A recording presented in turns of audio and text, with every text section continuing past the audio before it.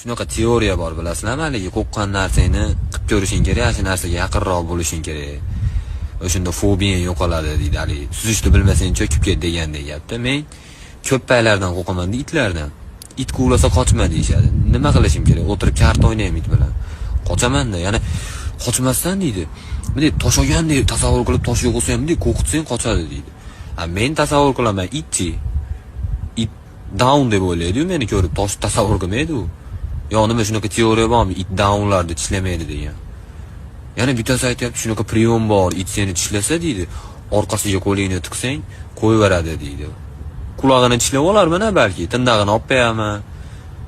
U qanday qilib men qaraylar, o'sha teoriyani bilmaydigan odam meni it orqasiga qo'limni tiqib turganimni ko'ryapti-da, nima deb o'ylaydi? Itdan qutulyapti ekan deb o'ylamaydi. Bu itni meni qo'limdan qutqarishga harakat qiladi.